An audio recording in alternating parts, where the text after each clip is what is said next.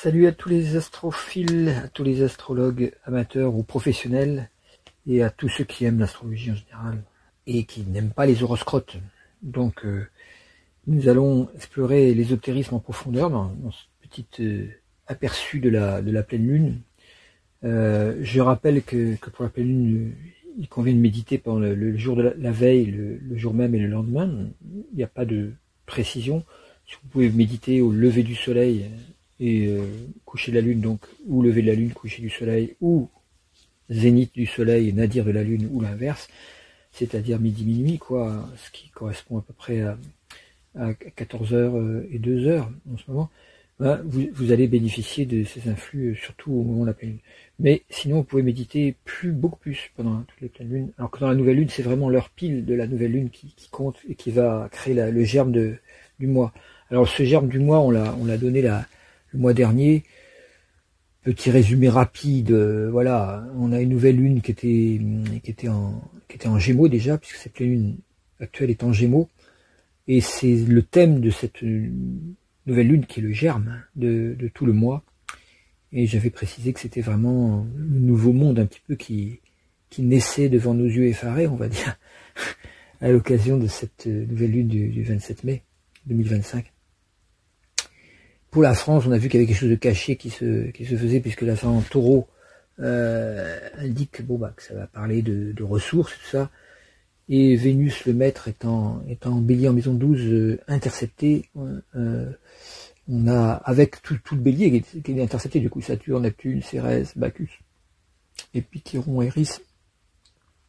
Ce qui fait que c'est ce signe du bélier extrêmement intéressant, avec des nouvelles donnes extrêmement intéressantes, n'atteint que l'inconscient de la France et ne pénètre pas dans l'inconscient français, parce que le gouvernement est en train de préparer encore un plan caché qui prétend faire des économies, 40 milliards d'économies, mais surtout en n'allant pas les chercher dans la poche des ultra riches qui ont bénéficié de 3 ou 4 fois plus de cadeaux pendant le Covid, et dont certains se sont servis de ces sommes pour les doubler en s'enrichissant, et ils veulent rien rendre évidemment, mais ça c'est surtout pas là qu'il faut aller chercher l'argent qui manque, il faut aller chercher dans le scandale des petites récupérations que les pauvres font sur la CAF ou comme ça, et là on va les traquer pour qu'ils puissent se serrer la ceinture, et voilà. Donc il y a quelque chose d'un peu ignoble dans ce processus qui consiste à aller gratter du fric dans les services publics, dans n'importe quoi, pour chercher à rembourser une somme qui est aisément remboursable si on va voir les vrais responsables. Donc cet agenda caché, on pourrait dire, il consiste à s'enrichir de manière agressive. Vénus en bélier, pas loin de Chiron en bélier qui est en exil,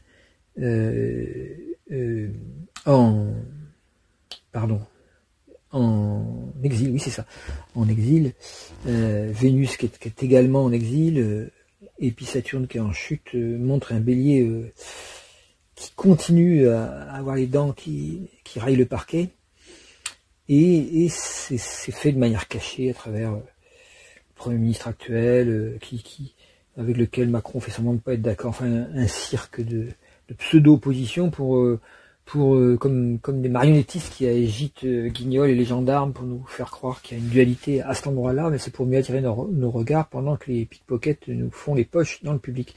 Donc c'est un peu voilà, c'est un peu lamentable, mais voilà comment ça se passe en France. On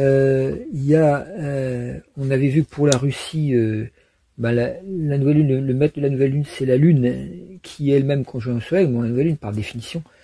Donc, et également en maison 12, dans un signe intercepté aussi. Donc, même système de manipulation inconsciente par l'État en Russie.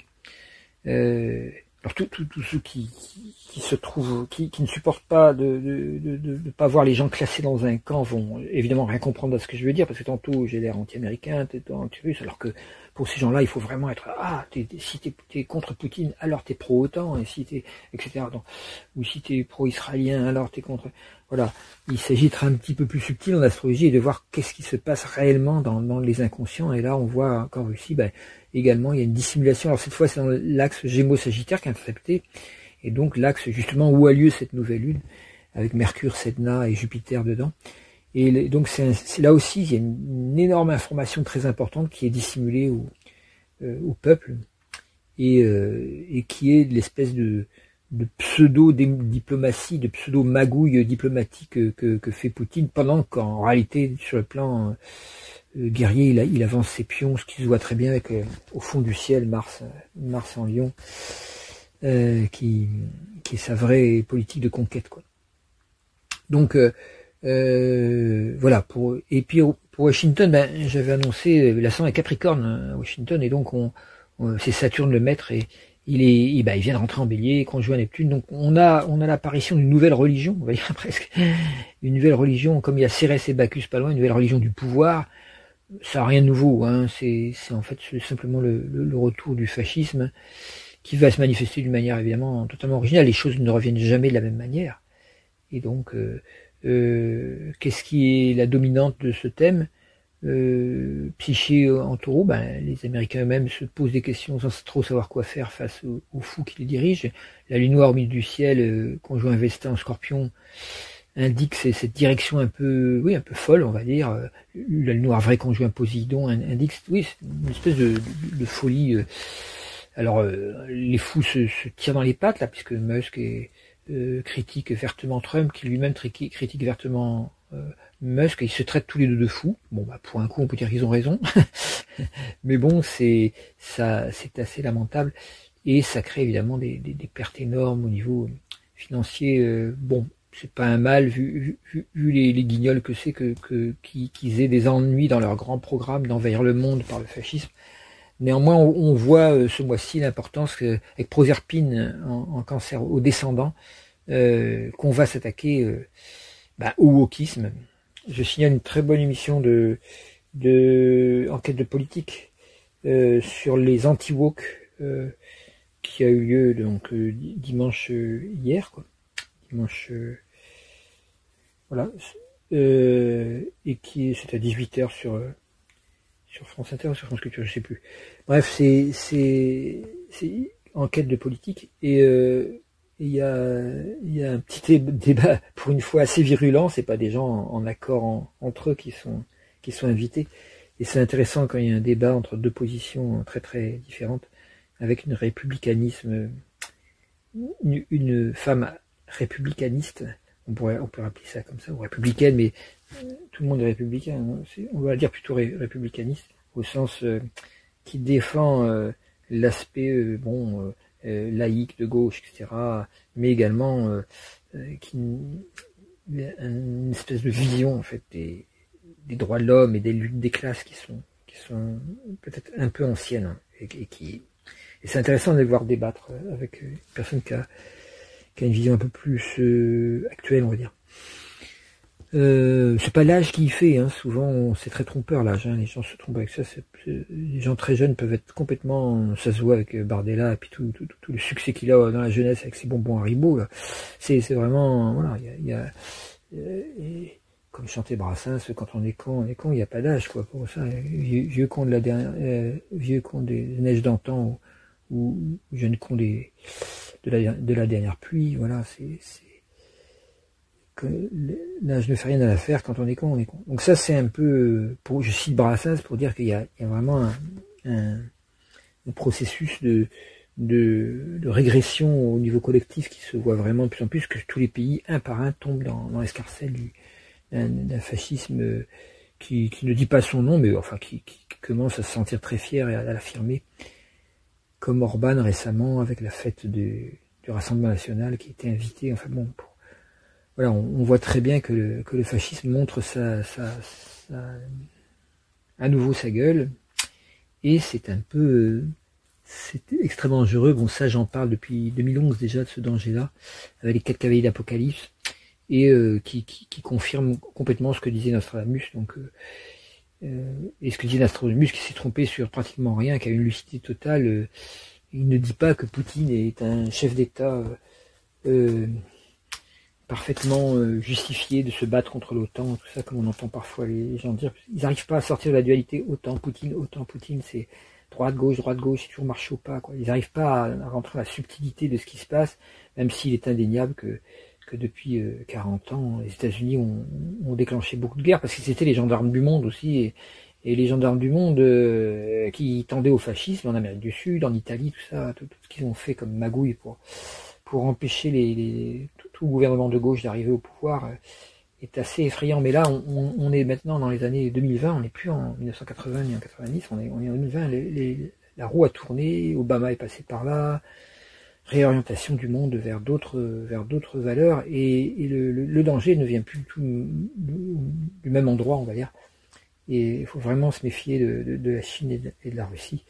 L'empire américain est fini, le prochain empire sera soit celui d'un empire russo-chinois, on va dire, marqué par la dictature numérique, extrêmement sophistiquée et guerrière, soit, si cette tentative échoue, bah, ce sera l'empire des lobbies, qui sera tout aussi guerrier, c'est-à-dire une emprise sur les esprits. Les deux sont en train de se dessiner, et on ne sait pas encore ce qui va gagner. Non, moi, il y a d'autres alternatives, et j'en parle suffisamment, mais c'est pour montrer, brosser le tableau au niveau international le plus grand. Alors, voilà, je voulais... alors, que dire du Gémeaux, cette pleine lune est en Gémeaux, la nouvelle lune était en Gémeaux aussi, donc c'est très facile à interpréter en ce moment, parce qu'il y a une cohérence. Je vous invite à vous reporter à chaque fois à l'interprétation de la pleine lune avec Hercule, les 12 travaux d'Hercule qui sont dans ma playlist là, sur mon site. Et donc c'est Hercule qui va au jardin des Hespérides, c'est les Hercule et les pommes d'or du jardin des Hespérides, et c'est très intéressant de réécouter le truc en entier parce que vous avez la vision, je dirais, spirituelle, mythologique du Gémeaux qui est donnée. Et on voit l'importance dans cette mythologie des histoires des faux maîtres, le problème des faux maîtres. Donc je vais pas vous raconter l'histoire d'Hercule, puisqu'elle c'est déjà fait, c'est déjà enregistré. Donc reportez-vous, puisqu'on est en plein Gémeaux, c'est le moment où on est aux terrasses des cafés, où on discute beaucoup, on parle beaucoup. Et évidemment, le mensonge séducteur de Busiris, dans le travail d'Hercule, c'est celui de Busiris, le mensonge séducteur est typique d'une énergie Gémeaux négative, et surtout de Proserpine. Alors, en positif, c'est quoi le Gémeaux? On a vu que la pleine lune du Bélier, c'est Pâques. Hein, Pâques, c'est le dimanche juste après la pleine lune. C'est calculé comme ça. Donc, il reste encore des traces dans le calendrier ecclésiastique de cette ancienne science astrologique qui était évidemment à l'époque admise par l'Église, puisque comme on le voit dans le nom de la rose, beaucoup d'ecclésiastiques étaient astrologues, hein, de même que dans les temps anciens, que ce soit chez les Grecs, les Égyptiens, chez les Hindous, c'était des gens qui étaient soit des prêtres, soit des imams, soit des gens qui avaient une recherche spirituelle qui pouvaient faire l'astrologie, parce que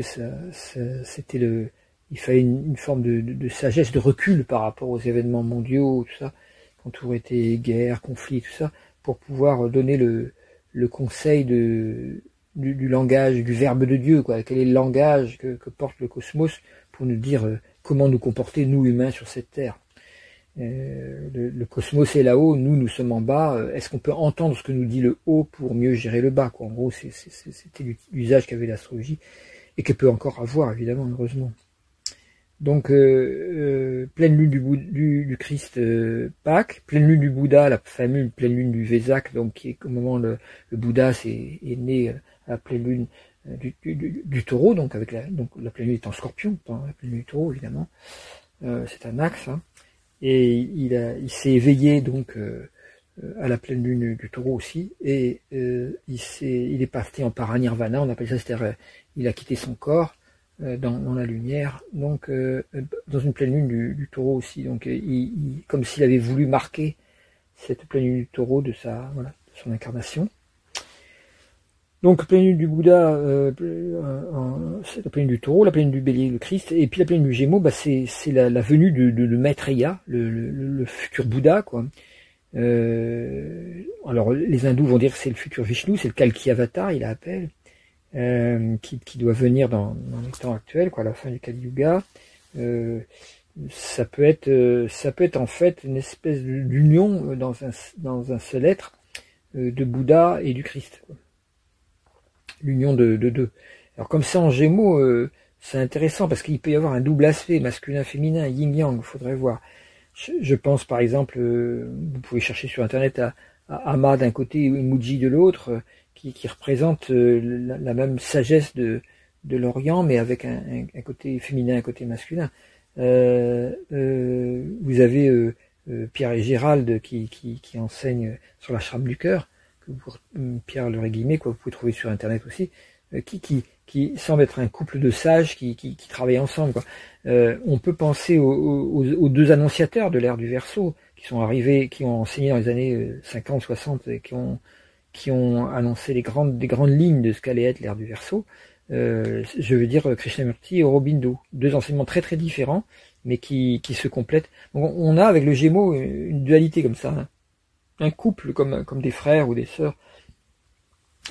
Ça nous parle évidemment du rapport du féminin et du masculin.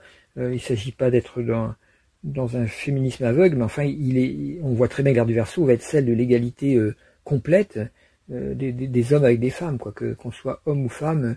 Voilà, il y a les droits, l'intelligence, voilà, la manière de vivre son corps et tout ça, va pas être équivalente, évidemment, c'est pas une égalité dont il s'agit au sens équivalence, mais une suppression de tous les prises de pouvoir dans un sens comme dans l'autre.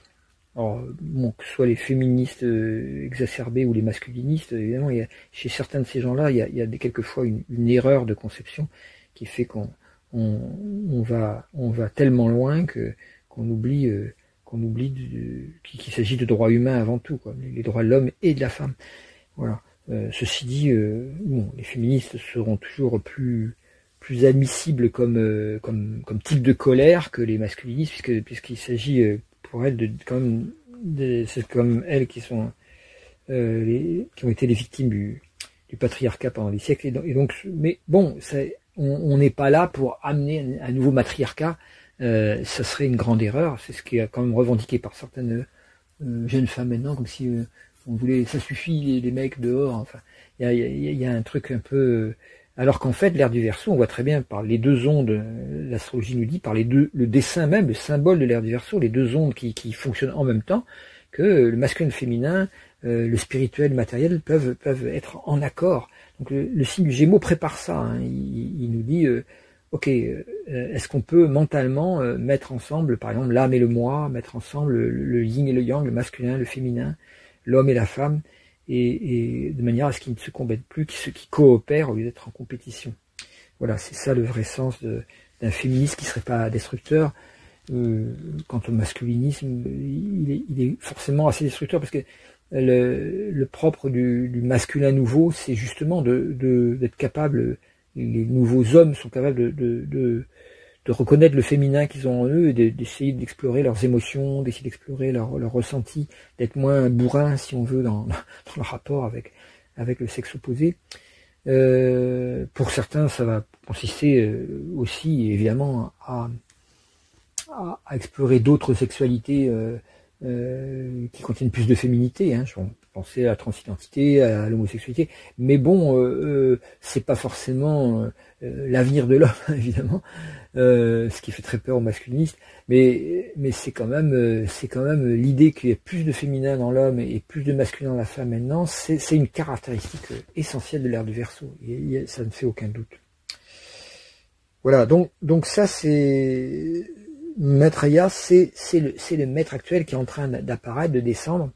Moi, j'ai un contact particulier avec lui, mais de par cette méditation, et je fais partie de pas mal de gens qui préparent son message, on va dire. Je suis pas le seul. Alors, voilà, on va étudier juste, on reprend les bases un petit peu de ce que c'est que le Gémeaux. Mercure est en domicile, donc c'est le mental, hein.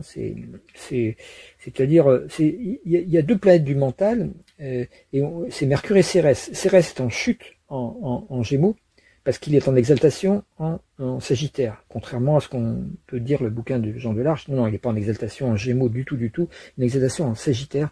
Ça se voit quand on voit la plupart des grands philosophes, souvent il y a Cérès en Sagittaire, des gens qui... Donc le côté analytique, qui réfléchit bien, qui philosophe bien, qui est capable de discerner correctement, d'écrire correctement, ben on le trouve souvent avec Cérès en Sagittaire. Donc Cérès est en exaltation en Sagittaire. Par contre, en Gémeaux, il est un peu mal, ce qui confirme qu'il est en chute. On va voir souvent des gens qui ont Cérès en Gémeaux, qui ont une pensée des fois trop superficielle, trop rapide, trop branchée sur l'info, sur les médias, et pas assez sur une recherche en profondeur de la vérité.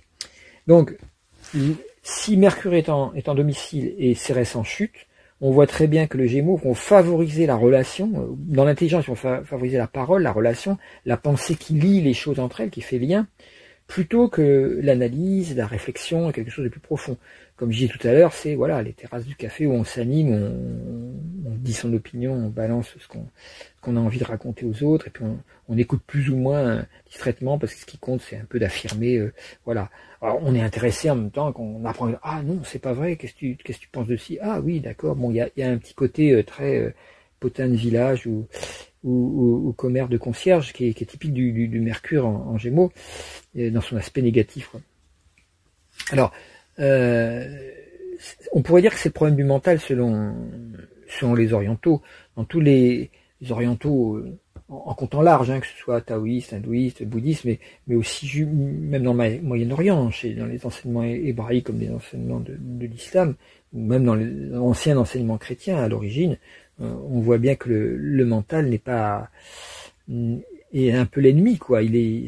Pour eux, c'est une espèce de brouillage de l'être, de la présence au soi véritable, au soi divin en soi.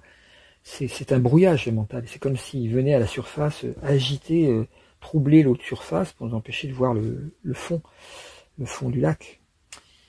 Dans l'Advaita Vedanta, qui est une voie spirituelle très très fine on trouve le Dzogchen aussi chez les bouddhistes, mais c'est un peu équivalent, ou le Chan chez les Chinois, c'est un peu le Zen chez les Japonais, c'est des voies un peu semblables qui essayent d'explorer par la méditation. C'est un peu un chemin froid, un chemin un peu... On a Maître Eckhart aussi dans le christianisme occidental qui faisait comme ça aussi. C'est un schéma de négation totale de tout ce qui vient du mental. On nie totalement tout ce qui peut, les objets que le mental agite sans arrêt dans l'esprit, quoi. Et on nie ces objets un par un, quels qu'ils soient, que ce soit des objets grossiers, c'est-à-dire nos perceptions par les 5 sens, ou des objets plus subtils comme les pensées ou les impressions, les émotions. On s'en éloigne, on est capable de les mettre à distance pour regarder qui regarde, quoi. Donc ça, c'est la voie, ce qu'on appelle le chemin froid. Mais il y a une autre définition du mental qui est pas forcément donnée par ces voies, disons, de la recherche du soi, quoi, que propose l'Orient. Alors, le problème qu'il y a en Occident, c'est ça, c'est que faut faire gaffe au petit confort bourgeois individualiste qui se met à faire de l'Advaita Vedanta en méditant ou en écoutant des enseignements comme ceux de Pierre Gérald, tout ça, ou d'autres, hein, ou Krishnamurti, tout ça, et puis qui s'installe dans un petit confort, voilà, mon petit coussin de méditation, mon petit canapé, et tout ça, et puis je rencontre pas les autres, quoi. Le retour en soi, le retour sur soi nécessaire pour arpenter le chemin de l'initiation, pour arpenter le chemin de la connaissance, ça veut pas dire qu'il faut être indifférent à autrui et à sa souffrance. Donc ça, c'est le danger du chemin froid, c'est que il peut très bien, ce chemin froid qui consiste à assécher le mental, à le rendre stérile pour qu'il arrête de faire sans arrêt des enfants dans la tête, quoi. Ne doit pas être froid dans le cœur, quoi. Il faut que le cœur reste chaud. Alors, en Occident, c'est le message du Christ a un peu donné ça, hein. C'est Den Rudyard, qui est le plus grand astrologue, qui était français d'origine, même breton d'ailleurs d'origine, breton normand. Il s'appelait Daniel Chenevière à l'origine. Il a donné une autre définition, il a appelé ça le menta, avec un T à la fin, M-E-N-T-A-T, le menta, pour dépasser le plan mental et dire qu'il y a un champ d'évolution de l'âme qui part effectivement dans les zones les plus basses, les plus originelles, on va dire, parce qu'on passe tous par là, donc il n'y a rien de bas au sens péjoratif, mais on passe tous par ces phases. Et ce champ d'évolution de l'âme, ou ce que Jung appelait l'individuation, eh bien, ça va être le manta. C'est-à-dire que c'est un chant qui va des vibrations, des fréquences les plus basses jusqu'aux fréquences les plus hautes, et puis chacun va monter le long de cette échelle. On retrouve ça dans l'échelle de Jacob, dans la Bible, comme s'il y avait une échelle de vibrations à monter petit à petit. On trouve ça aussi dans l'idée des chakras en Inde, voilà, qui serait une sorte d'ascension vers des vibrations de plus en plus hautes. Et là, on sait que ce qui va permettre ce chemin d'évolution, ça va être un chemin plus chaud, un chemin du cœur. C'est-à-dire, en fait, c'est la compassion active, engagée, qui va permettre de trouver l'attitude juste aussi bien dans le monde qu'en soi-même. C'est-à-dire, la compassion doit se cultiver à l'intérieur de soi, mais il faut qu'elle se manifeste également dans des actes. Si elle est uniquement théorique ou virtuel, voilà. Donc on a un équilibre entre deux choses. D'un côté le chemin froid, un peu selon les orientaux de la méditation, de l'intérieur, où on essaye d'aller au-delà du mental pour plonger directement vers le soi, et une autre vision plus occidentale, plus active, qu'on va trouver en gros dans la moitié ouest du monde, hein, très active aussi dans les Amériques du Sud comme Amérique du Nord, qui elle propose de l'action, quoi, propose d'agir en écoutant le chemin qui a du cœur, comme disaient les chamans toltèques. Donc il faut bien voir que ces deux voies s'opposent, mais à la manière du Gémeaux, il ne faut pas les faire s'opposer, il faut les faire se rejoindre par le cœur, justement. Donc ça, c'est très important à comprendre, et comme le Gémeaux, Cérès est en chute, c'est ce genre de discours peut être très très mal compris, où on a l'impression que c'est trop compliqué, comme on entend quelquefois. Non, c'est pas du tout compliqué, il faut simplement, évidemment, se creuser un peu le ciboulot, non pas d'une manière stérile, mais d'une manière extrêmement utile, puisque si on comprend pourquoi on est né occidental, par exemple, et non pas chinois ou hindou, on peut comprendre qu'il ne s'agit pas parce que vous êtes occidental ou né de ce côté-ci de la planète, quoi, ou du côté occidental de la planète, que vous devez obligatoirement adhérer au christianisme, alors que les autres doivent adhérer au bouddhisme. Ça, c'est une vision très très ancienne et complètement éculée, complètement dépassée. L'ère du Verseau est une ère dans laquelle les différentes voies religieuses sont là pour communiquer, pour partager, pour se rencontrer et pour élaborer des espèces de synthèses. Et c'est ce qui est en train de se passer qui est intéressant. Mais pour faire ces synthèses, il faut d'abord séparer correctement. Cérès, en Gémeaux, est un peu faible et Mercure est fort. Il ne s'agit pas de discuter simplement pour tomber d'accord grossièrement sur le plus petit dénominateur commun, parce que sinon on nivelle tout par le bas. Il s'agit de voir quelles sont les structures essentielles. Et évidemment, l'astrologie qui est cérésienne permet de faire ça de manière excellente, parce que au lieu de trouver des points communs entre bouddhistes et chrétiens au point des fois d'avoir du mal parce que c'est pas du tout les mêmes méthodes, et de se dire finalement ils doivent avoir une mauvaise religion, les autres la mienne est la meilleure. Ça c'est vraiment le grand danger actuellement dans le monde entier, que les religions se replient sur elles-mêmes dans une espèce de dogmatisme agressif, ou qu'au contraire elles disparaissent parce qu'en jetant le bébé avec l'eau du bain, quoi, en oubliant la spiritualité, et qu'avec l'IA, avec les robots, tout ça, on fabrique une civilisation complètement invivable, que la science-fiction, que les dystopies de science-fiction décrivent très très bien, un monde extrêmement dangereux qui est en train de venir. Donc, comment y résister? Il faut pouvoir, comme je dis, se creuser le ciboulot avec Cérès, essayer d'avoir une philosophie de la vie qui permette l'union de ces deux voies qui semblent différentes et qui peuvent être les mêmes si, dans le chemin qui a du cœur, comme dit Castaneda, comme disent les chamans toltèques, on fait cette danse de droite-gauche, d'aller voir des deux côtés qu'est-ce qui est bon à prendre. Le Bouddha disait lui-même, ne croyez pas les sages, les éveillés, les maîtres ou les grands érudits, ou même les thérapeutes aussi sur parole. Expérimentez tout par vous-même et gardez ce qui est bon. Faut pas oublier la deuxième partie de la phrase. Il y en a qui disent ne croyez pas sur parole et ils s'arrêtent là. Évidemment, si vous mettez le point final à ce moment-là, ça veut rien dire, parce que ça veut dire qu'il faut plus suivre les enseignements. Bien sûr que si, il faut suivre les enseignements, mais ne les prenez pas sur parole. Prenez-les, comprenez-les, c'est-à-dire comprendre, ça veut dire prendre avec soi.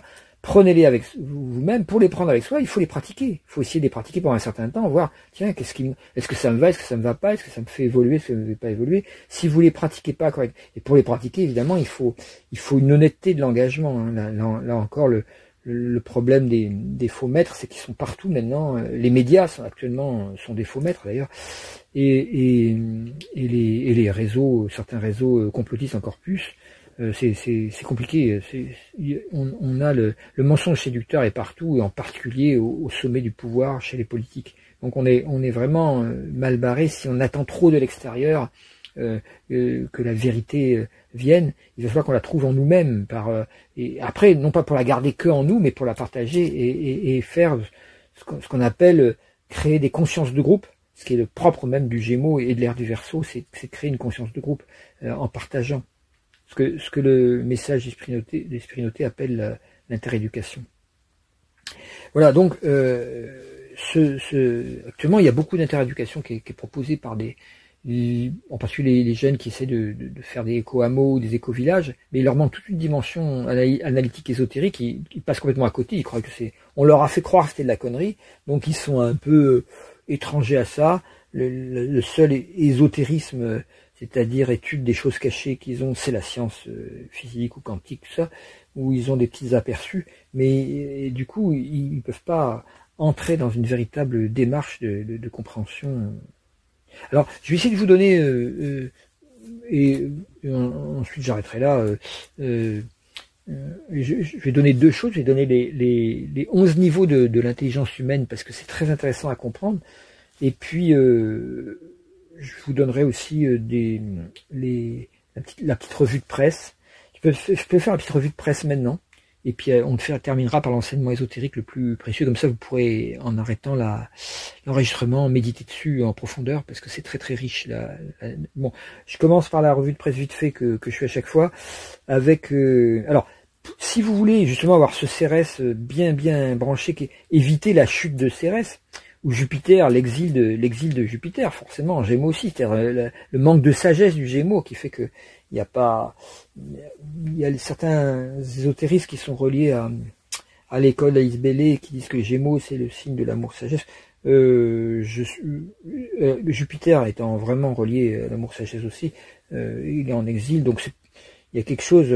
Alors ça vient qu'en fait qu'ils attribuent un maître ésotérique Vénus en Gémeaux, alors que c'est Proserpine en fait. La planète, les deux planètes qui sont en exaltation en Gémeaux, c'est le Chiron, donc l'aspect guérisseur, l'aspect qui fait le pont entre deux rives, ce qu'on a déjà dit, ce qui relie en fait deux rives. Mais une fois que les deux rives sont reliées, le haut avec le bas, le matériel avec le spirituel, la science avec la conscience, eh bien on a Proserpine qui apparaît, qui est une vision, on pourrait dire intégrée du cœur. C'est une vision, moi je l'appelle souvent méditation, c'est-à-dire c'est la méditation qui peut s'incarner dans l'action.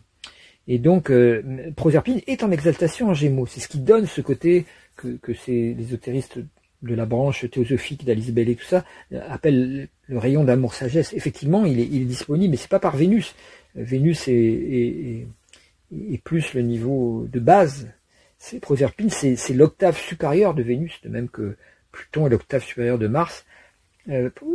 Proserpine est l'octave supérieure de Vénus. Alors attention, ne prenez pas le Proserpine je sais même plus comment il s'appelle, d'un astrologue on va retrouver dans Auréas ou dans le programme, là où c'est marqué Proserpine, on va vous donner la position calculée par Léon Lasson, qui avait suivi les cours de Jean Carteret, mais qui n'avait pas compris grand chose.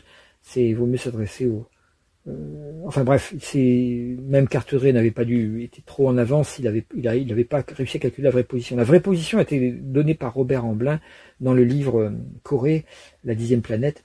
Et Corée, c'est Proserpine en fait. Pour moi, il faut appeler Corée Proserpine, lâcher Corée qui veut rien dire du tout.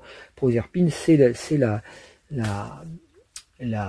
reine des enfers avec Hadès, avec Pluton. Donc c'est la femme, on va dire, qui a été raptée par Pluton.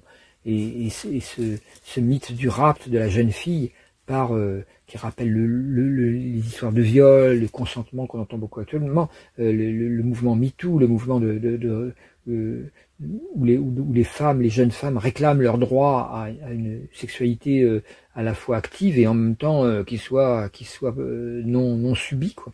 non soumise, ni pute ni soumise, comme dit un certain mouvement. Donc le Proserpine, c'est ça, il y a un côté Proserpine est très très fort au XXIe siècle, c'est ce que j'avais annoncé déjà à la fin du XXe. J'avais annoncé ça, que c'était la nouvelle planète qu'il fallait tenir compte profondément, et elle est en exaltation en Gémeaux. Hein. Elle est en domicile, à mon avis, en Balance, et non en Taureau. Encore une fois, Jean de l'Arche se trompe un peu, bien qu'il y ait des correspondances, de même que Pluton maîtrise le Scorpion, mais on le trouve un peu actif en Bélier parce que Mars est domicile en Bélier. De même, Proserpine est un peu actif également en Taureau, mais bien que sa vraie domicile soit en Balance. Alors tout ça, je le démontre par des systèmes de synthèse mathématique. Je me contente pas d'être contre ce que disent certains autres astrologues. Je peux le démontrer aisément. Et bon, voilà. Mais ces échanges les domiciles d'exaltation sont des choses assez délicates à manier, et si on les met au bon endroit, on obtient un mandala extrêmement intéressant, hein, qui donne toute sa cohérence à tout le zodiaque. C'est ce que j'enseigne en général. Voilà. Donc pour vous permettre d'avoir un bon Cérès, un bon Jupiter, je recommande un podcast en ce moment qui est sur, je crois que c'est sur France Culture. Vous cherchez dans Radio France podcast, vous avez en 9 épisodes qui sont assez inégaux en valeur d'ailleurs. Simone Veil, Veil avec un W, hein, pas Veil avec un V, c'est pas la ministre, c'est la philosophe qui est morte à Londres en 44, pardon. Simone Veil, Dieu sans le dogme. Alors ça, c'est très intéressant, c'est une philosophe anarchiste qui est devenue christique. Je dis christique pour pas dire chrétienne, parce qu'elle n'est pas faite baptiser, elle n'a pas voulu rentrer dans l'église, elle était très critique de toutes les institutions. Elle est restée anarchiste tout en étant touchée par la lumière du Christ, ce qui est pour moi vraiment quelque chose de très intéressant, et j'adore cette philosophe qui était vraiment un génie. Ça rappelle Henri David Thoreau. Enfin, il y a des gens comme ça qui ont été des lumières, qui ont su apporter une attitude extrêmement claire vis-à-vis de l'évolution de l'humanité. Voilà, certains épisodes, du fait qu'elle est touchée au christianisme, a attiré vers elle beaucoup de penseurs chrétiens, dont certains étaient beaucoup moins inspirés que d'autres, étant plus collés dans l'institution, plus englués, j'ai envie de dire, dans l'institution ecclésiastique, et qui n'ont pas compris du tout sa position, alors que d'autres ont très bien compris qu'elle était restée libertaire en profondeur, et non pas libertarienne. Une vraie libertaire, c'est-à-dire quelqu'un qui cherche la coopération, la cohérence, l'amour du prochain, et non pas l'égocentrisme débile qu'on trouve chez les libertariens, qui donnent des gens comme Elon Musk ou Trump. Je recommande encore dans ma revue de presse toujours la Terre au carré, qui est une émission qui devient vraiment de mieux en mieux. C'est tout ce qui reste comme émission vraiment intéressante. D'ailleurs, sur Radio France a subi une purge et continue à subir une purge effarante depuis 2-3 ans, où en fait il s'agit d'éliminer un par un tous les humoristes, toutes les émissions qui pouvaient apporter une réflexion sur la société et tout ça. Il s'agit d'une droitisation tambour battant menée par Adèle Van Rett, et puis je sais plus que je enfin bon les nouvelles patronnes là, comme quoi voilà, c'est des femmes qui ont été mises au pouvoir maintenant, mais c'est pas mieux que les hommes, hein. Elles obéissent en fait à des directives qui viennent directement de notre grand maître Micron Ier. Donc écoutez bien la Terre au carré tant qu'on a encore le droit d'écouter des émissions de ça. Alors pourquoi je recommande ça sur France Inter?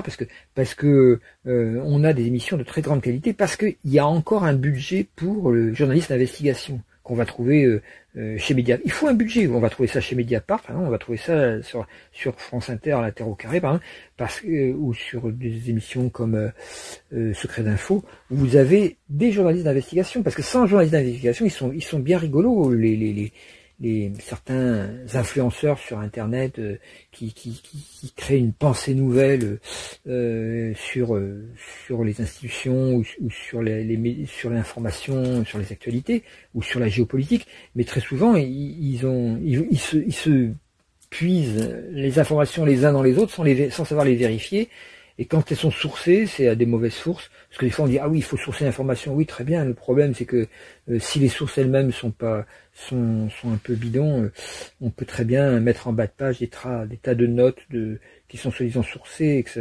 C'est un peu le problème maintenant. On a tellement voulu sourcer des informations que des fois elles sont pas du tout sourcées alors qu'elles ont l'air d'être sourcées. Bref, donc ça devient compliqué. Le mensonge a tellement tout envahi que c'est très compliqué.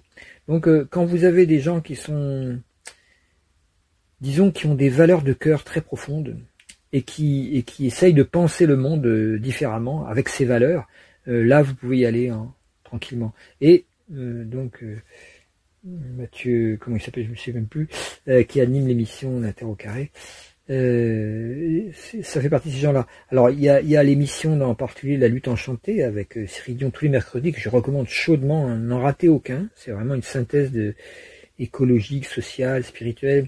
Ça ressemble à la synthèse que moi j'essaye de porter sur les spirinotés, qui sont pas encore nés actuellement. J'essaye toujours d'en créer une en appelant des gens qui veulent vivre en mettant la méditation en premier lieu et puis ensuite créer une alternative écologique, thérapeutique, spirituelle, non dogmatique, non sectaire. Ça, j'attends toujours des gens qui veulent créer ça, qui s'adressent à moi sans problème. Voilà, donc Cyril Dion est porteur à travers son premier livre Demain, puis il y a eu Après-demain, et puis il y aura peut-être après-demain, je sais pas. Enfin bon, en tout cas, tous les mercredis, il nous donne une vision extrêmement sincère, extrêmement claire, et comme moi, il a fait partie du mouvement, des tout premiers à suivre le mouvement de Pierre Rabhi à l'époque où il a créé les oasis. Vous avez un podcast qui s'appelle Histoire du capitalisme en 6 épisodes que vous retrouvez sur La Terre au carré. Les 2 derniers, c'est le 5e, c'était le 6 mai et le 6e, c'était le 19 mai. Vraiment excellent ces épisodes parce qu'ils nous rappellent comment s'est construit le capitalisme et que c'est sûrement pas le seul système possible, que c'est celui qui est en train de nous mener droit dans le mur actuellement, ce qu'aucun de nos gouvernements n'a l'air de se rendre compte, et c'est eux qui sont au volant, c'est ça qui est le pire. Et on fonce dans le mur, il dit il faut accélérer pour rattraper la croissance qui est en retard, ben voyons. Donc on est vraiment en grand danger avec des fous comme ça au volant. Et dès qu'on dit qu'il faut absolument arrêter le capitalisme, on a aussitôt le cœur des imbéciles qui chantent ah oui mais vous voulez quoi, le communisme c'est horrible, vous voyez 20 millions de morts avec Staline, oui Staline ça bien sûr, mais le communisme c'était un capitalisme d'État, c'est tout. On parle pas du tout du communisme comme alternative au capitalisme, même si les communs sont une solution, mais c'est pas du communisme. On peut penser à la pensée de Gracchus Babeuf pendant la Révolution française, qui était un de ceux qui avait déjà vu ce qui était possible de faire, mais c'est pas le communisme, parce que ou Bakounine, l'entraide par exemple, les anarchistes ou les babouviens ou les anarchistes, tout ça, sont ceux qui ont le mieux vu ce qu'il était possible de faire en respectant la liberté individuelle, l'individu, et comment on pouvait faire par la fraternisation, par les communautés où il y a de l'égalité, la vraie fraternité et la vraie liberté aussi. On pouvait fabriquer un autre type de société. Évidemment, dans ce cas-là, le capitalisme ne tient plus la route et on peut du coup sauver la planète et les enfants de l'avenir aussi, parce que pour l'instant, le capitalisme est en train de dévorer comme un ogre nos propres enfants. Il y a une émission sur André Gorz. Alors, si vous connaissez pas André Gorz, bon, c'est intéressant. C'est un écolo assez socialiste, si vous voulez, mais le 28 mai, il y a une émission sur la Terre au carré sur André Gorz. Très bien. Il y en a une autre d'Alessandro Pignotti. Alors lui, il est génial. C'est celui qui a fait un petit peu qui a illustré l'histoire de la ZAD de Notre-Dame-des-Landes. Il est passé le 30 mai. Là aussi, c'est à écouter. Et sinon, il y a la grande Claire Nouvian. Alors, il faut écouter toutes ces émissions. Dès qu'il y a Claire Nouvian, faut écouter celle qui a créé l'association Bloom, qui se bat pour sauver les océans. Et comme il y a un grand symposium à Nice, là, Macron qui fait un grand ramdam tout d'un coup en se drapant dans la cape verte de l'écologie, ça lui vient parfois comme ça. Il a toujours des grands élans mythiques, mystiques, mystifiants surtout. Puisqu'il est surtout l'auteur d'une écologie punitive qui manipule comme un pion pour dégoûter les gens de l'écologie de manière à récupérer tous les gens de son côté. C'est très très manipulatoire. C'est un joueur d'échecs très très habile. Il faut se méfier, faut pas. Et ses discours sont très trompeurs parce qu'ils sont juste là pour amuser la galerie, mais il pense souvent l'inverse de ce qu'il dit. C'est ça qui est effrayant. Claire Nouvian, donc le 3 juin et 9 juin. Écoutez les 3 juin et 9 juin, ces émissions, c'est vraiment la vraie écologie, quoi. C'est une personne qui est engagée, qui a vraiment compris les choses en profondeur. L'écologie, c'est basé sur Cérès, hein. C'est un peu ce qui est en chute, hein, quand il y a les Gémeaux. Et puis une autre émission le 9 juin aussi, des informations écologiques et climatiques, où on voit la source de tout ce doute énorme qu'on va trouver sur certains sites complotistes. On va vous dire que le changement climatique est inventé par le système capitaliste pour nous obliger à acheter un développement vert. En fait, il n'y a pas de changement des climats et tout ça. Bon, ces gens-là commencent à être extrêmement dangereux parce que le temps presse, et plus ils continuent à exister, plus avec des arguments qui sont souvent facilement démontables par n'importe quel penseur scientifique. Même si des fois certains éléments sont un peu vrais, hein, et il faut avoir une vision d'ensemble. C'est pas parce qu'on va prendre un petit détail qui cloche que ça démonte tout le château de cartes comme ils ont l'air de croire. Alors cette pensée paranoïaque qui consiste à croire que tout est manipulation dans l'histoire du changement climatique, le GIEC serait payé par le G20 pour... effectivement, il y a eu des financements. C'est pas parce qu'il y a des financements que tous les 1500 chercheurs du GIEC sont tous des menteurs qui se seraient tous mis d'accord à 1500 pour raconter une falaise. Faut être vraiment paranoïaque et peu intelligent pour croire des choses pareilles. Donc il y a quelque chose... Or, il se trouve que ça rejoint à qui profite cette espèce de suspicion systématique sur le changement climatique. Ça profite toujours aux grands pétroliers. Or, c'est eux qui ont introduit dès les années 70 cette espèce de doute systématique. Donc ces gens sont là, ils sont parano. Oui, on cherche à nous manipuler, je vais pas me laisser manipuler, je vais réussir c'est un discours qu'on veut nous faire avaler, c'est pas vrai, il n'y a pas de changement climatique. Ou alors il est des causes solaires, c'est pas les humains qui font ça. Et en se défendant comme ça, ils veulent surtout défendre leur beefsteak, en fait, parce qu'ils voient bien que s'il y a réellement changement climatique, il va falloir arrêter de manger autant de beefsteak, et ça, ils ont du mal. Et évidemment, ils voient pas qu'ils prétendent se battre de manipulation, alors qu'en fait, ils reproduisent exactement la manipulation de Total, des groupes pétroliers. Il suffit de savoir à qui profite ce discours que le changement climatique n'existe pas, ou qu'il est d'origine que naturelle. Il profite évidemment aux grands pétroliers. Donc ces gens-là, c'est les faux rebelles, je les appelle. C'est des gens qui s'imaginent être des rebelles, alors qu'en fait, ils sont complètement manipulés, et ils piquent leur petite colère, et ça s'appelle être réactionnaire, ça s'appelle pas être rebelle. Mais ils se prennent pour des rebelles. Comme ce qui compte, c'est l'étiquette sur le pot. C'est pas ce qu'il y a dans le pot maintenant. C'est du coup l'étiquette. Alors on se croit rebelle alors qu'on est simplement réactionnaire, légèrement fachou. Voilà, les limites planétaires, c'est abordé le 5 juin sur la Terre au carré. Donc si vous écoutez tout fin mai, début juin, là, ces émissions-là, vous avez les luttes enchantées, vous avez un beau panel. Et ce qu'il faut vraiment d'urgence comprendre, et c'est à proposer à tout le monde, parce que si on ne comprend pas ça, on va crever collectivement. Il y a vraiment l'écologie n'est pas du tout un parti, n'est pas une opinion.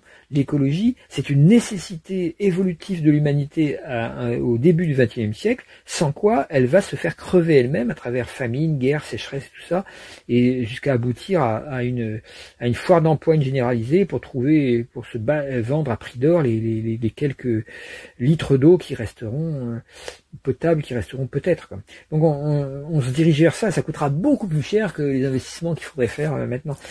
Mais on a malheureusement des imbéciles qui accèdent de plus en plus facilement au pouvoir partout dans le monde, menant le monde vers une espèce de nouvelle guerre, alors qu'en fait il faudrait se réunir tous ensemble pour faire la paix. Donc qui est un développement vert, évidemment ça peut plaire à certains capitalistes qui est un développement vert, puisqu'il y a des choses qui peuvent rapporter. Mais si on regarde bien le capitalisme qui rapporte vraiment, c'est celui des extracteurs, des drill, baby drill, comme dit Trump. C'est ça qui rapporte vraiment. C'est pas les projets écolos rapportent très très peu. Donc c'est croire que c'est un projet capitaliste d'écologie. Non, l'écologie et le capitalisme sont deux choses qui s'opposent profondément. Et c'est pour ça que les capitalistes n'aiment pas trop l'écologie. Et c'est pour ça qu'il faut se battre contre les ultra riches qui sont les pires pollueurs. J'en avais déjà parlé, j'avais donné les pourcentages, qui polluent autant que 50% de la population à les 5% les plus riches. Donc c'est effrayant, quoi. On est devant une destruction qui est annoncée, qui est prévue, et il faut bouger sur ce terrain-là. Je vais vous raconter pour finir simplement les 11 niveaux d'intelligence, 11 niveaux d'intelligence humaine, pour que vous compreniez à quel endroit vous en êtes de votre évolution vous-même, et qu'est-ce qu'il faut faire pour, non pas pour accéder, mais pour qu'est-ce qu'il faut fréquenter comme type d'énergie pour améliorer votre intelligence pour qu'elle devienne de la conscience. Alors on part d'en bas de alors il y a des niveaux non universels, je les citerai à chaque fois. C'est-à-dire que les niveaux universels sont des niveaux qui ont été cités dans la tradition. Ils ont été cités par Ploutin il y a longtemps, ils ont été cités par Aurobindo à nouveau. C'est 11 niveaux. Ou c'est 7 niveaux, ça dépend. Hein. 9, 7, 11, peu importe, moi j'en mets 11. Mais il y a 7 niveaux traditionnels hein, qui vont dans l'ordre de la semaine, lundi, mardi, mercredi, jeudi, vendredi, samedi, dimanche, c'est-à-dire Lune, Mars, Mercure, Jupiter, Vénus, Saturne, Soleil, dans cet ordre-là, du plus bas jusqu'au plus haut. Et c'est le programme en fait d'évolution de l'humanité, le programme initiatique. Donc c'est très important de comprendre ça. Alors, il y a certains schémas intermédiaires que je citerai qui sont des niveaux non universels dans le sens que ils appartiennent, ils sont pas obligatoires à explorer. On va commencer par le premier. Le premier, c'est un niveau non universel, c'est l'ignorance ou la bêtise. Évidemment, les bouddhistes vont vous dire que tout le monde est dans l'ignorance, mais le mot ignorance est mal choisi dans ce cas-là, parce que avidya, ça veut dire faux savoir ou non savoir. Ça veut pas dire qu'on sait rien du tout. Ça veut dire qu'on a des savoirs, mais qui sont pas adaptés à la conscience. Donc dans ce cas-là, évidemment, tout le monde est dans le faux savoir, puisque le faux savoir, c'est ce qui vient du mental. Le mental ne peut pas avoir de vision globale, il a une vision tout le temps séparatiste, il ne peut pas tout synthétiser, tout relier. Donc surtout le mental humain habituel, conditionné. Donc ce niveau ignorance-bêtise, on va le trouver dans les allées psychiatriques, chez certains débiles mentaux, chez des gens qui ont un retard mental, soit génétique, soit par un accident. Voilà, on a des accidents de la vie qui font que quelquefois, bon voilà, ce niveau existe, mais c'est pas un niveau universel au sens, il nous est pas demandé de partir de là. Alors quel est le plancher des vaches? C'est quoi? C'est le premier niveau, c'est le conditionnement, l'apprentissage en fait, conditionnement d'un point de vue yin, apprentissage d'un point de vue yang, c'est-à-dire c'est le niveau de l'enfance finalement, mais certains restent toute leur vie là-dedans. Hein.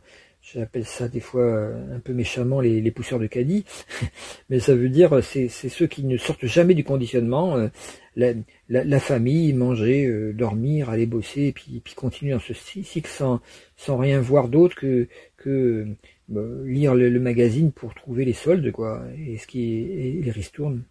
On a une grande partie de la population qui est abétie par le système capitaliste, la prolétarisation ou le chômage, qui crée cette espèce de conditionnement profond qui fait que on ne voit pas d'autre monde que celui de tourner en rond dans la machine autrefois c'est dans la machine de la compétition et des luttes de classe. Maintenant c'est plus dans la machine de la consommation et encore plus récemment dans la machine de l'absorption mentale dans les univers virtuels des réseaux sociaux. Donc les pousseurs de caddie ont été remplacés par les scrollers sur leurs idiotes-phones et qui ont le cerveau à moitié détruit par l'exposition permanente au Wi-Fi. Donc ça, c'est des niveaux d'ego, l'ignorance bêtise de départ aussi, c'est niveau d'ego. Et on a un deuxième niveau juste au-dessus qui arrive, c'est celui où l'être conditionné va commencer à se réveiller, il va se yangiser, il va un peu quand on sort de l'enfance par l'adolescence, par la révolte adolescente, ce qui n'arrive pas à tout le monde. Il y en a certains qui n'ont jamais une adolescence assumée, quoi, qui n'osent pas se libérer.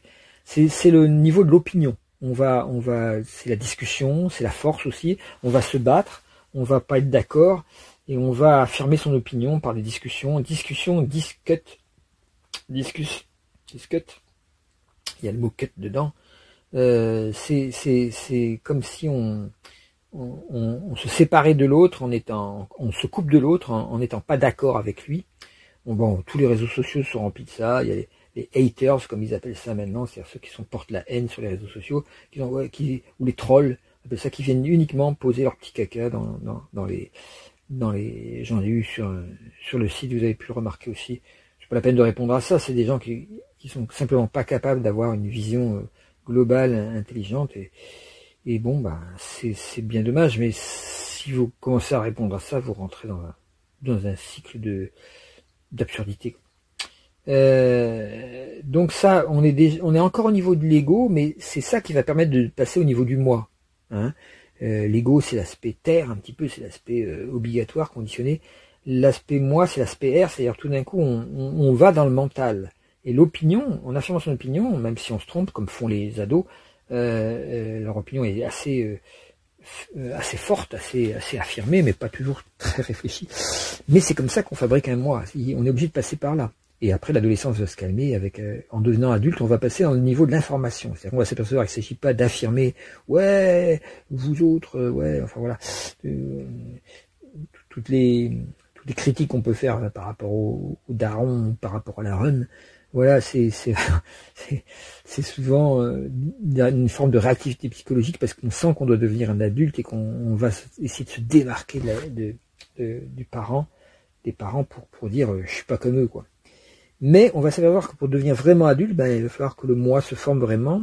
C'est l'air, c'est la relation aux autres. Et ça va se faire par l'information. L'information va venir par le partage et par les liens qu'on va faire entre différentes informations ou les liens qu'on va faire entre différents êtres ou personnes. C'est là où on va faire des bandes de copains, d'amis, tout ça. On va être moins on va avoir plutôt besoin d'unir des informations entre elles et on va avoir besoin de réflexion aussi.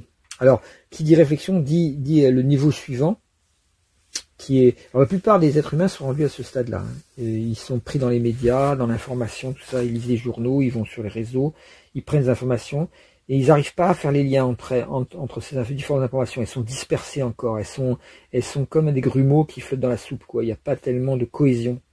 C'est ce qui fait que le moi reste extrêmement superficiel. Il reste encore très dispersé, quoi. Pas formé. Il n'y a pas de colonne vertébrale, quoi. Il y a des Voilà, on n'est plus dans l'opinion gratuite, on n'est plus dans le désir d'avoir raison à tout prix, mais on est encore dans une espèce d'hyper-mentalisation des choses, tout passe par des discours, et comme les discours se vident de plus en plus de valeur, de contenu, on a l'impression de plus savoir quoi penser, on est un peu paumé, quoi, en même temps, tout en ayant un avis sur tout, évidemment. Et même des avis extrêmement bien sourcés, comme on disait tout à l'heure, très sourcés. Ce qui compte, c'est d'être sourcé.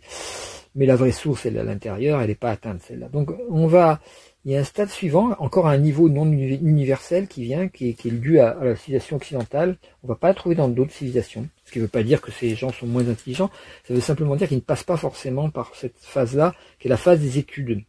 Les études et la sélection. C'est-à-dire, on va se spécialiser par l'étude, on va essayer de voir qu'est-ce que c'est qu'avoir une science plus profonde de telle ou telle connaissance, et on va sélectionner parmi les informations celles qui vont aller dans le sens de notre étude, de notre spécialisation. Donc ça, c'est Cérès, c'est le niveau cérésien. Le premier niveau était lunaire, évidemment, le conditionnement c'était lunaire. Le deuxième niveau, l'opinion, est martien. Et le troisième niveau est lundi, mardi, mercredi, et mercurien. C'est celui d'information. Donc, il y a un niveau donc non universel, c'est Cérès qui vient juste avant. Il va venir avant jeudi, donc il vient mercredi soir si on veut. C'est celui de l'étude de la sélection, c'est celui dans lequel on va se spécialiser et alors c'est un niveau un peu écologique, c'est-à-dire on va être obligé de trier entre ce qui est vrai et faux. Et là, on commence à voir que le tout, c'est pas de partager des informations. Il faut vraiment éliminer à tout prix celles qui sont fausses. Ça, c'est un travail souvent qui n'est pas fait dans les réseaux.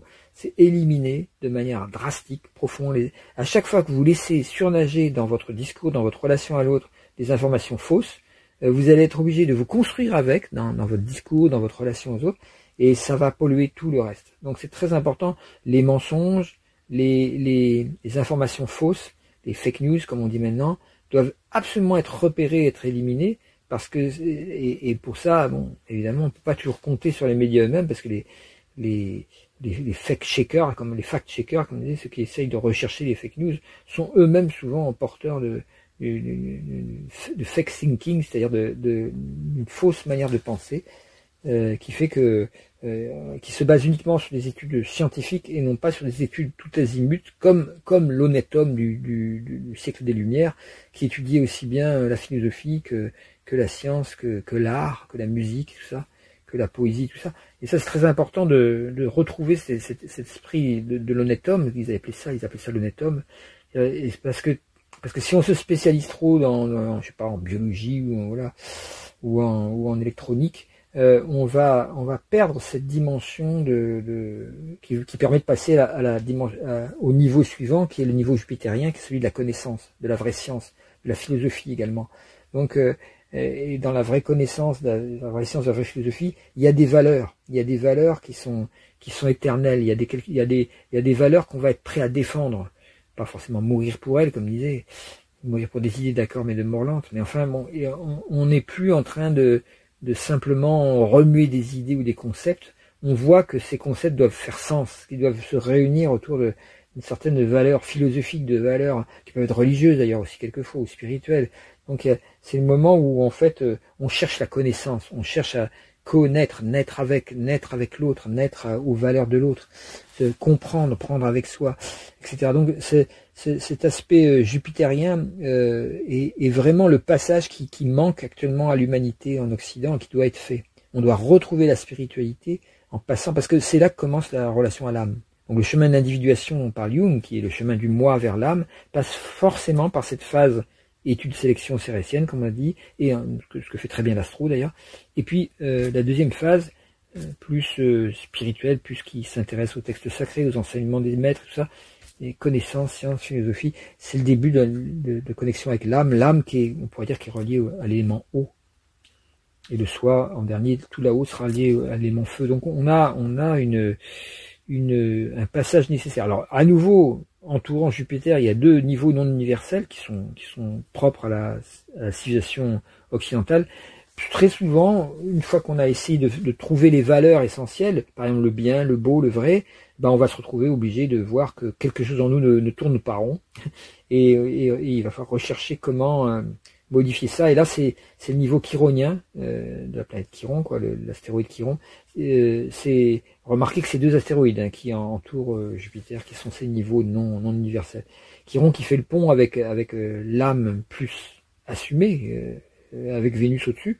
Donc là, on passe de jeudi à vendredi. Qu'est-ce qui va permettre le pont pour passer d'un à l'autre? Ça va être les thérapies en général.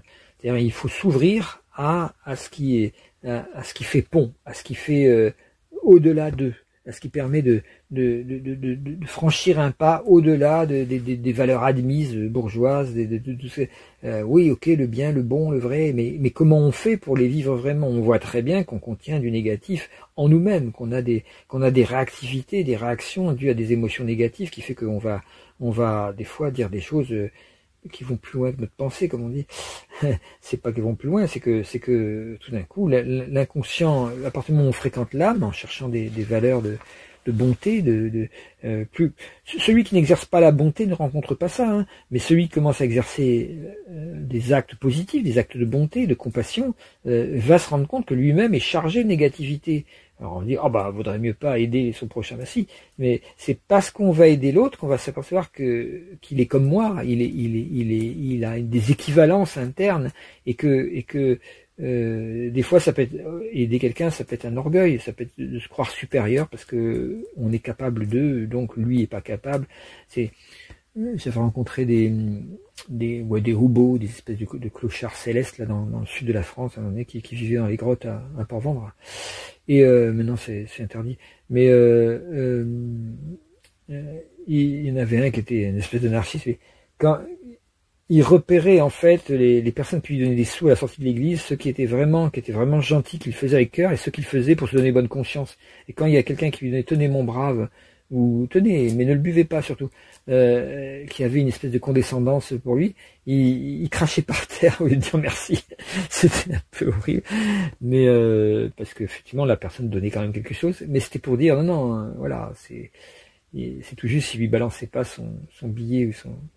Il aurait dû d'ailleurs, pour être cohérent, il aurait dû faire comme Diogène, refuser l'aumône en le renvoyant à la personne, j'en veux pas de ton fric, ce que je veux c'est une vraie relation, quoi. Mais voilà, donc c'est la morale bourgeoise, les valeurs peuvent être soit des valeurs de morale bourgeoise ou de morale chrétienne qui sont complètement limitées, qui sont une forme de quant à soi, de valeurs collective, pour que ça dépasse ça, il faut la thérapie, il faut que l'inconscient soit, les traumas qui sont contenus à l'intérieur soient libérés. Et pour ça, il faut une ouverture au vrai, une ouverture à la recherche spirituelle. Il faut pas être fermé dans le mensonge ou dans le désir d'avoir raison, évidemment. Il y a quelque chose qui demande une forme d'humilité aussi dans la thérapie. Il faut être prêt un peu à se mettre à poil, j'ai envie de dire, pour regarder qu'est-ce que je contiens vraiment et en quoi je suis prêt à évoluer et en quoi je suis prêt à lâcher l'image que j'ai de moi-même, le personnage. Et là, on peut arriver au vrai niveau de l'âme, qui est le niveau vénusien, où là, l'intelligence devient intuition, et devient intuition et compassion. Hein, c'est le niveau du cœur, on pourrait dire. L'eau des émotions se transforme en amour, en amour-compassion. Et là, la pensée se transforme en intuition, c'est-à-dire qu'en fait, on est capable de penser avec le cœur. Ça a été calculé avec les trois cerveaux, cerveau dans la tête, cerveau du ventre, hein, celui qui est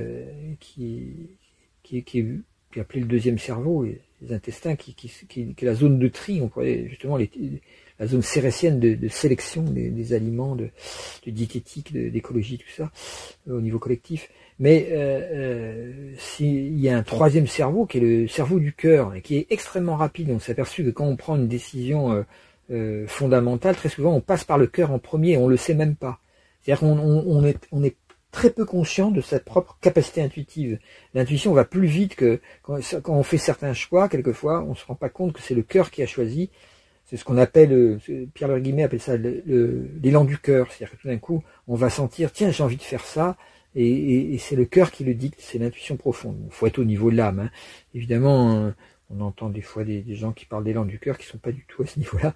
Ça fait doucement rigoler, parce que dans ce cas-là, c'est pas l'élan du cœur, c'est l'élan du conservatisme de l'ego qui nous dit, quand il y en a qui disent, ah oui, j'ai pas l'élan, j'ai entendu des gens qui disent, ah j'ai pas l'élan de ça. En fait, ça veut dire j'ai pas envie. Il s'agit pas de reprendre les mots comme des étiquettes qu'on met sur un pot. Un pot de merde n'aura jamais eu le goût de confiture. Donc voilà, c'est l'élan du cœur, c'est quelque chose qui vient vraiment par la compassion,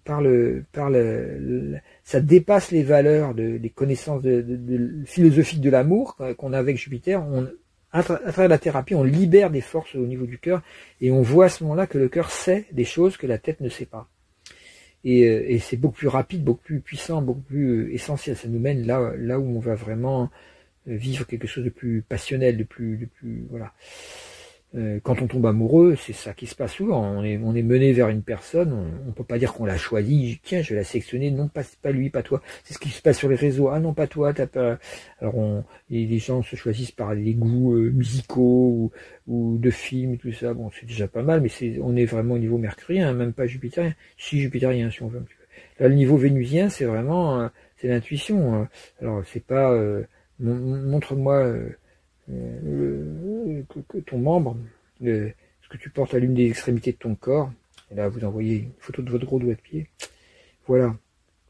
Mais bon, c'est pour dire, c'est un peu miséreux tout ce commerce de la relation humaine qui aboutit à rien, qui aboutit évidemment pas à des relations d'amour. Les gens se prêtent à un jeu où ils deviennent l'objet désirant, le désir de l'autre, quoi. Je deviens ton objet pour un temps, et puis pas trop longtemps s'il te plaît, parce que je risque de m'ennuyer, on passe à quelqu'un d'autre. C'est comme le polyamour, qui est souvent du poly, pas amour du tout, quoi. C'est poly, oui, mais il y a quelque chose on évite d'approfondir la relation parce qu'on veut pas passer par le conflit, quoi. C'est souvent très très égocentrique. Je te donne du plaisir, je prends ton plaisir.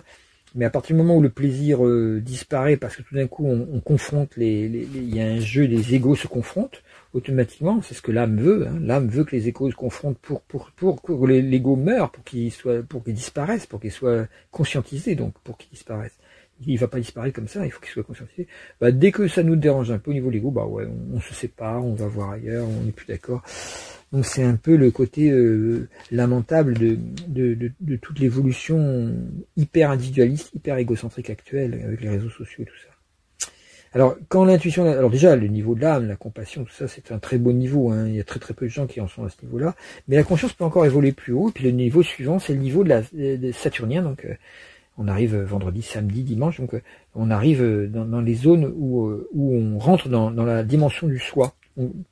Non pas qu'il est incarné encore totalement, ce sera le niveau solaire, mais il est aperçu de temps en temps, et donc c'est le niveau de la sagesse, hein, de la méditation, de la vue. C'est le niveau où alors évidemment la méditation peut être là avant, hein, de même que l'intuition peut être là avant. Hein. Ces niveaux sont là pour aider à comprendre comment ça fonctionne globalement, mais vous pouvez descendre de 3 niveaux tout d'un coup parce que vous vivez une crise dans votre vie personnelle, ou monter 3 niveaux tout d'un coup parce que vous rencontrez un maître, et puis dès qu'il est parti, vous redescendez. Enfin voilà, on n'est pas stabilisé sur un niveau pendant 10 ans, puis après on passe au suivant, et puis voilà, non, c'est pas comme ça que ça fonctionne. C'est des espèces de, voilà, c'est des vagues, ça monte, ça descend, mais c'est très important de les connaître parce que ça permet de voir, en général, pour chacun, il y a un niveau plus bas, en dessous, qui est celui sur lequel on est travaillé par des forces inconscientes et des forces du passé, souvent, qui nous empêchent d'être au présent. Puis on a un niveau au-dessus qui, lui, est vraiment le présent parfait, total, le ici et maintenant, hyper conscient. Et puis nous, on est entre les deux, quoi. Donc il y a 3 niveaux que vous pouvez explorer comme ça, pour chacun d'entre vous, pour vous savoir à peu près où vous en êtes. Et évidemment, c'est le niveau le plus bas qu'il faut travailler, parce que sinon, il nous fait descendre encore plus bas à nouveau. Et si on se libère du niveau le plus bas, automatiquement, ça monte tout seul, hein, comme un ballon avec de l'hélium, puisque le soi est au fond de tout ça, et lui, il veut notre évolution. Donc, en fait, il y a pas tant que ça à faire pour évoluer. Il y a beaucoup à faire pour enlever les couches négatives que porte l'ego, puis le moi après. Comme disait Robindo, le moi est l'ami et le moi est l'ennemi. Le moi est l'ami d'abord, parce que si vous êtes au niveau de l'ego, vaut mieux monter jusqu'au moi, parce que sinon, vaut mieux former un bon moi solide, plutôt que de vouloir enlever l'ego sans avoir forgé de moi. Donc le moi est l'ami d'abord, puis ensuite, pour passer du moi à l'âme, le moi devient l'ennemi. Il faut bien dépasser le côté moi-je du moi pour rentrer au niveau de l'âme, où en fait il y a beaucoup plus de collaboration, de partage du cœur, quoi. Voilà, donc la sagesse qui est obtenue par la méditation, ce que les bouddhistes appellent la vue juste, quoi, c'est-à-dire voir vraiment les choses telles qu'elles sont, voir la réalité avec un R majuscule, le réel, avec un R majuscule, c'est-à-dire, et non pas être pris dans les illusions projectives. La plupart des gens projettent leur propre, ils ont un filtre, quoi, lunaire, quoi, sur la réalité, le filtre de leur conditionnement, ils voient pas qu'ils ne voient pas la réalité telle qu'elle est. Donc là, Saturne étant un peu le complémentaire de la Lune, le conditionnement devient tellement, disparaît tellement, il est tellement nettoyé, la vitre est tellement frottée que ça y est, la transparence apparaît, on voit enfin, quoi. Alors on rentre dans le domaine du soi, qui est le domaine de l'élément feu, et là on a la conscience qui apparaît, la conscience solaire. On appelle ça l'éveil à l'être, l'éveil à la présence, conscience, amour, paix, joie, toutes sortes de phénomènes apparaissent. Alors l'éveil peut être non stabilisé, il peut apparaître sous forme d'entracte, on va dire, des espèces de petits passages dans la conscience où ça s'ouvre, et puis après il va redisparaître, on va avoir l'impression d'être ramené à un niveau inférieur. Alors c'est toujours très très frustrant quand ça a lieu, parce qu'on se dit mais pourquoi j'ai pas été maintenu dans ce niveau qui était parfait pour moi, qui me convenait parfaitement.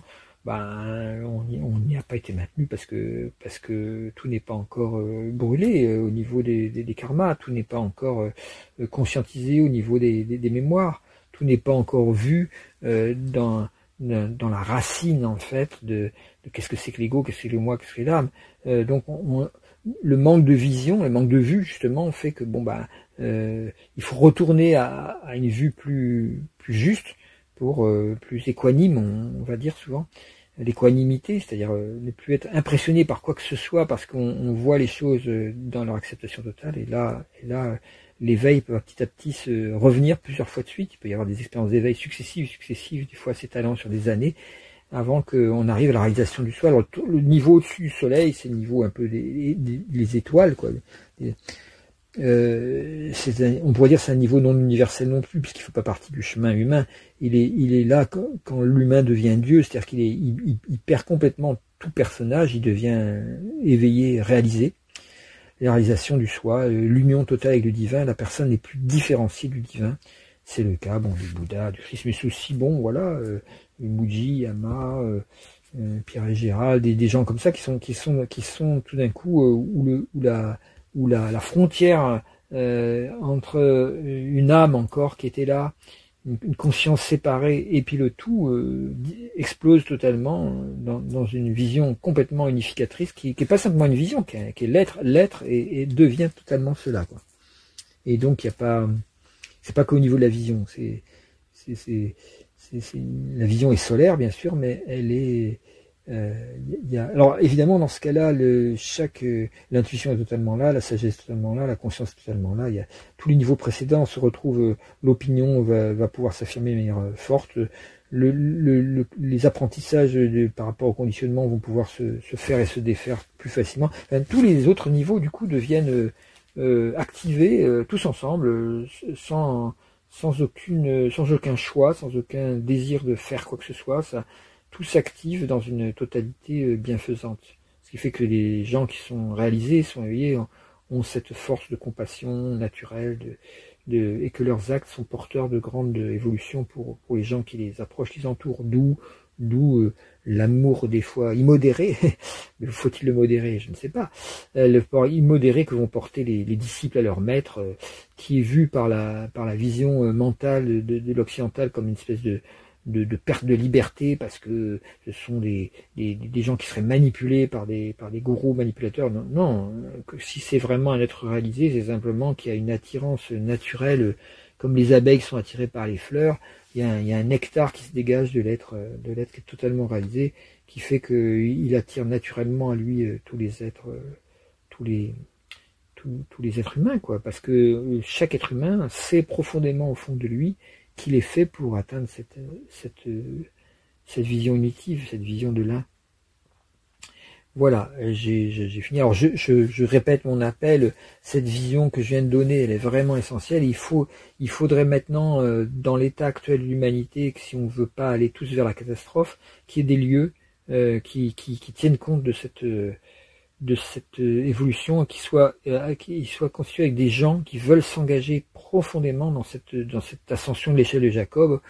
Ce ne seraient pas des ashrams, ce seraient des spiritualités. Ça n'empêcherait pas chaque membre de la spiritualité d'aller dans son ashram préféré, bouddhiste, chrétien, hindouiste, peu importe, ou forêt amazonienne, c'est pour ceux qui préfèrent rencontrer l'aya, comme on dit. Tout ça, c'est des voies différentes. Ce qui compte, c'est que tous soient clairs sur cette évolution-là et envie de la vivre, s'engagent vraiment, j'ai envie de dire presque solennellement, à vouloir vivre. Alors évidemment, si on veut vivre ça, mais qu'on ne le vit pas, ça va pas marcher. Il faut vraiment avoir commencé à le vivre déjà, avoir compris que les mots peuvent être différents que ceux que je viens de porter, que je viens de vous donner. Mais en tout cas, à chaque fois, il est nécessaire que cette vision évolutive soit bien vue, parce que c'est grâce à cette vision-là qu'on voit mieux où on en est sur le chemin, et qu'on peut, bien qu'effectivement l'être soit partout à chaque instant. Hein. Ce que dit l'Advaita Vedanta, c'est que vous êtes déjà cela. Mais le problème, c'est comme vous avez tellement de couches qui vous empêchent de le voir, cette affirmation est extrêmement encourageante et elle permet effectivement d'avoir une attitude juste, c'est-à-dire de ne pas être en train de croire qu'il faudrait atteindre quelque chose en le fabriquant, mais qu'il faut plutôt se dégager de mémoire ancienne pour voir ce qui est déjà là, notre nature profonde, notre vraie nature, comme on dit. Mais c'est essentiel donc que les maîtres répètent, oui, vous êtes déjà cela, effectivement. Vous l'êtes déjà, donc il n'y a rien à rajouter, rien à créer, rien à fabriquer. Vous êtes cela, mais c'est recouvert par ces couches, et ces 7 couches, là je viens de les donner, qu'on peut appeler 11 si on veut, c'est le 11 niveau de l'intelligence humaine, et vous l'avez donc affiché pour vous permettre de comprendre, pour cette pleine lune, ce qu'il s'agit de travailler. Donc si vous êtes intéressé par les spiritualités, ce qui est le moyen de vivre cela, ben inscrivez-vous en dessous en commentaire, et je me débrouillerai pour vous contacter et vous donner un contact plus facile, bien qu'en ce moment j'ai bien du mal à donner des contacts puisque j'ai des petits problèmes techniques qui j'espère, ce qui explique que quelquefois il y a 1, 2 ou 3 jours de retard sur mes enregistrements. Croyez-moi, j'en suis désolé. Là j'enregistre ça, on est lundi, on est mardi depuis pas longtemps, Mais voilà, c'est ainsi. J'espère que ça vous arrivera pour mercredi, qui est le jour de la pleine lune, au moins. C'est moins important que pour la nouvelle lune. Ben, je vous souhaite à tous de bien travailler avec ces 11 niveaux de l'intelligence humaine, de les noter, de les recopier dans un coin, de faire un travail ou d'imprimer l'écran là.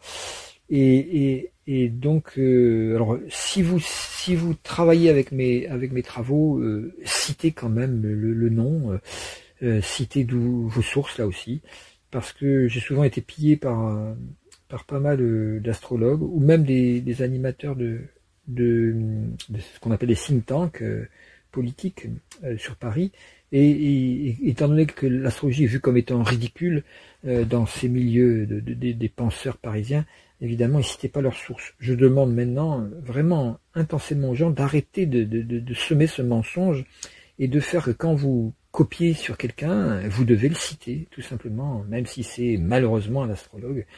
C'est parce que moi, si je me permets de revendiquer l'astrologie, c'est parce que je sais qu'elle est mal vue pour des raisons complètement idiotes et fausses. Donc je demande aux gens de voir, oui, l'astrologie permet de dire ce que je viens de dire, ça s'appelle l'ésotérisme, c'est excellent comme type de pensée, et ça va permettre effectivement de sortir par le haut de l'obscurantisme scientiste actuel, qui n'est pas la vraie science. La vraie science, c'est la science matérielle, physique, tout ça, mais c'est aussi la science de l'âme, et c'est les deux unis qui sont la vraie science. Comme l'ère du Verseau, il y a deux sciences sans conscience n'est que ruine de l'âme. Et oui, donc quand on veut chasser les sciences de l'âme comme l'astrologie, on aboutit à une science matérialiste destructrice. Et ça, c'est très triste. Donc, si vous êtes animateur d'un think tank politique ou de science, tout ça, citez vos sources, s'il vous plaît, en n'ayant plus peur de dire qu'effectivement, il y a des astrologues qui travaillent en amont de la conscience humaine, et non pas dans un obscurantisme datant de l'époque où il n'y a pas de rapport entre l'astrologie et les horoscrotes, comme je dis. Les horoscrotes sont une invention très récente d'ailleurs, et qui n'a rien à voir avec la véritable astrologie. Voilà, sur ces belles paroles, je vous donne rendez-vous pour la nouvelle lune suivante, hein, qui sera fin juin. Alors, le 27 par là, je sais plus, je l'ai pas sous les yeux. Et donc, et j'espère que d'ici là, mon système de communication sera réparé et que vous bénéficierez de mon intervention avant la nouvelle lune, ce qui est quand même très souhaitable pour que vous ayez l'heure de la méditation. Sur ce, bon mois de juin, et bon travail avec votre mental, ou votre menta, comme disait Dan Rudyard.